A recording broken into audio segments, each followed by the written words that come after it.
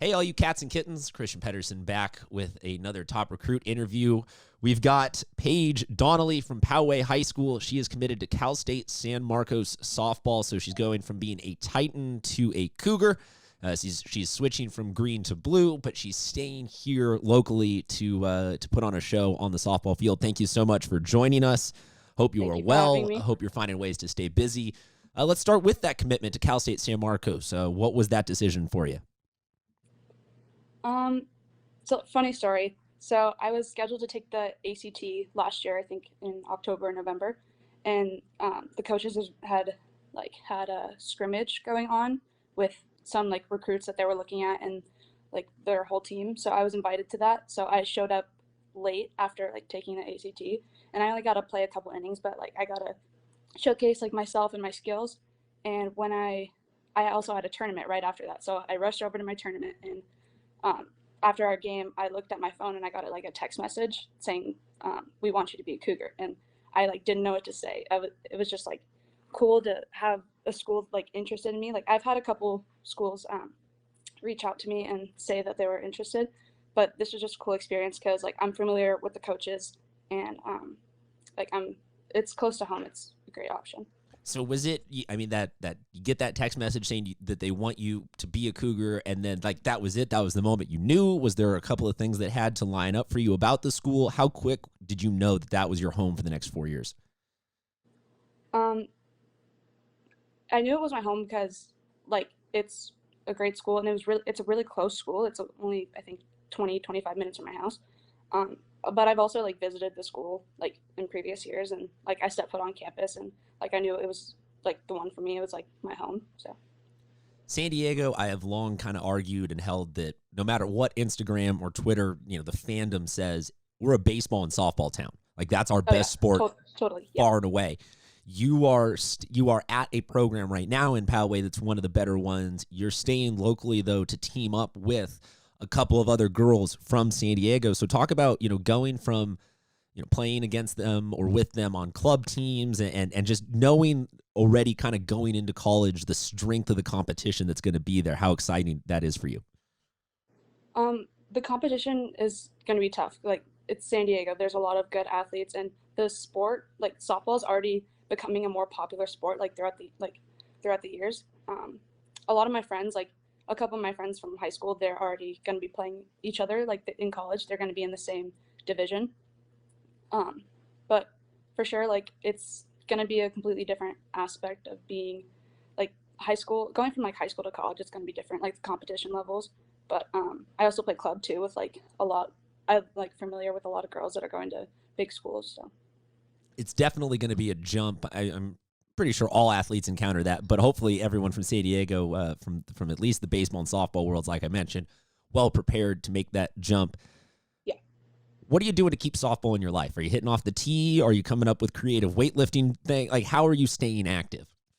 Well, we have a little gym in our garage. Most people don't really have that advantage of having weights and stuff. So we have a lot of weights, and my dad crafted this workout program for me I think during my sophomore year. So I've just been following that, trying to build muscle, and then I've also been trying to build my speed by running up, doing hills or jump ropes. So just trying to stay active and keep on a schedule, because for me that's been really hard recently because we haven't really been.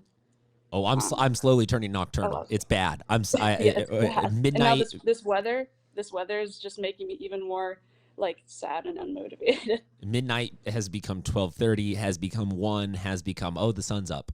Oops. Too late. I think I've been going to bed at 2 or 3 in the morning. Well, with so many people switching over to online school, I've started asking around if people are still maintaining that I'm going to get up at 7, make myself a little breakfast, get the day going, and nobody, no, not a single, everyone's I think everyone tells themselves that they're going to try to do that, wake up early, but it doesn't happen. Well, I'm waiting. I slept past my alarm today. I missed my first Zoom meeting for school. Well, I'm waiting for the first kid who does it, and then their parents are like, look, we love you, but chill. Don't be in here banging pots and pans, making breakfast this early. Go back to bed. We're entering into this weird alternate universe here. I know. But like my dad still wakes up at like 6 in the morning, and I can barely get up at 10. Yeah. Definitely everyone's going to be a little bit healthier because they will have all caught up on the sleep. And I think we're all realizing just how exhausting high school is. Hmm. I mean, everyone's gone through high school, and I think adults sometimes forget how tiring it was because you see all these high school kids now being like, I feel better than I've felt in months. I'm sleeping normally. I'm eating well. I'm not stressed because of class and stuff like that. But I think also everyone's getting a good dose of time management reality checks in terms of, Hmm. ooh, Yeah. I actually have to get up at 11 this morning, and that has now become considered early. Hmm. Outside of softball, what are you doing to fill your downtime?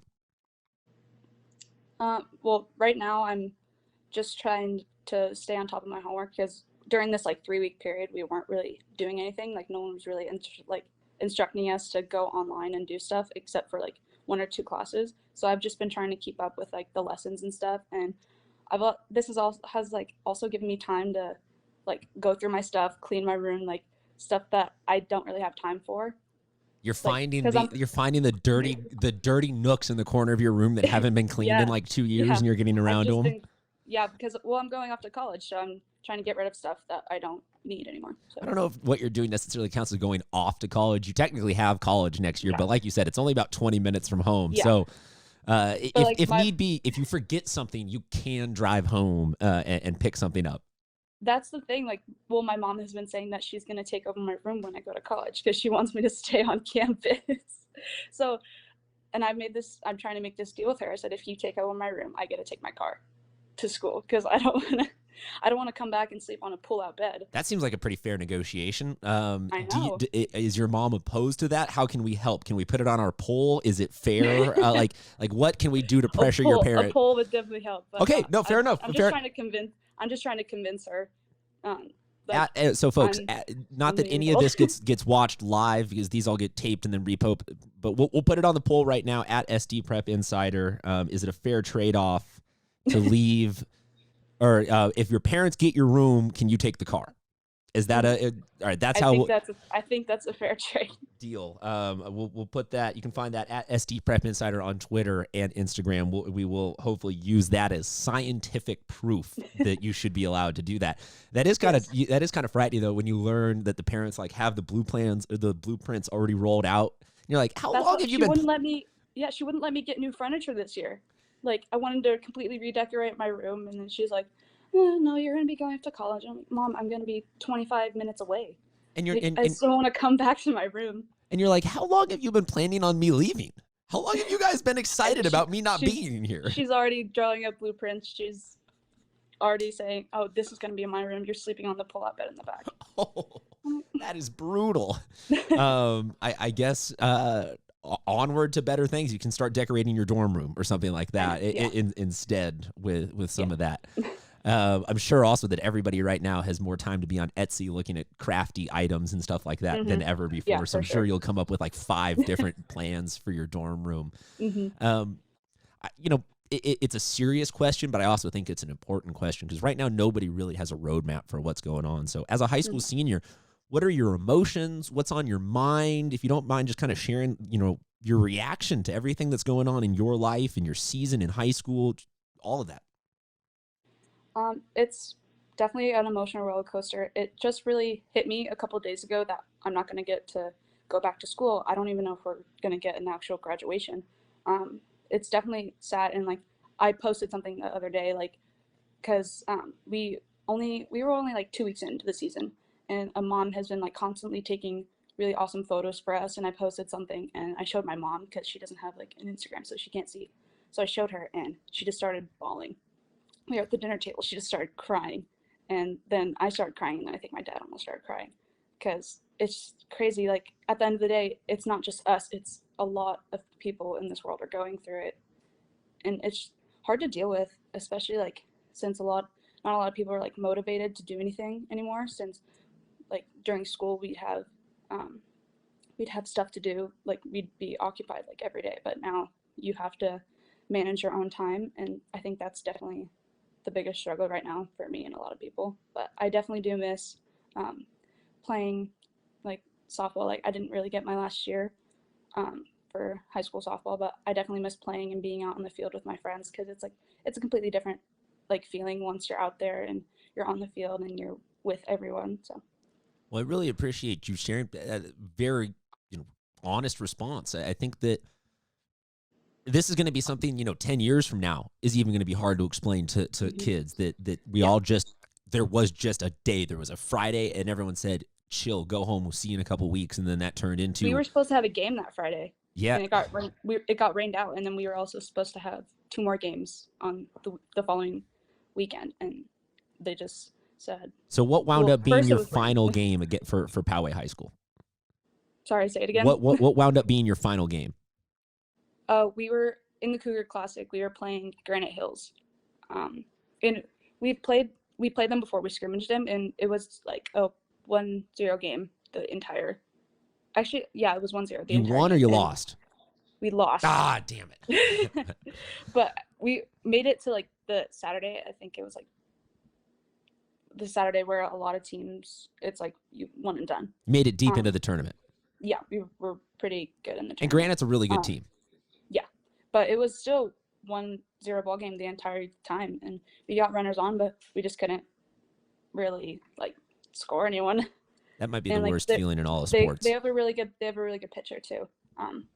But more towards the end, we were all starting to like figure her out, like what she's throwing. So I think we all started making contact, and my last at bat was like a fly out to center field, and I was so upset because if I would have like made better contact, like it would have definitely scored a run. So. Well, I feel pity for the first pitcher you're going to face off against in college, because you're going to have been thinking about that launch angle and that at bat for like a hot minute. And I feel like I'll go on record and I'll say I feel like the first hit you get in college is going to be a home run. I'll go on tape predicting that just off of if your last hit in high school was a deep fly that you've just only singularly been thinking about and being a little salty about for a year. Like, you'll take one to dead center, like 450 feet.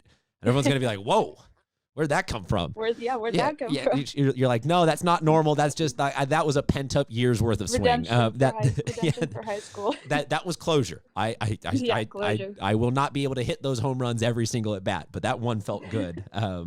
Look, folks, there's a lot of high school seniors right now that need your positive thoughts, your well wishes, because, like she said, there's emotions right now that are very real about sports, yes, but also about prom, about graduation, about just getting to see their friends and have that closure. So if you know somebody who's a high school senior like Paige, send them a what's up. Send them some positive vibes. Let them know that you're thinking about them and that you're excited that they're going to get to go on next year and represent San Diego really, really well. Thank you so much for joining us.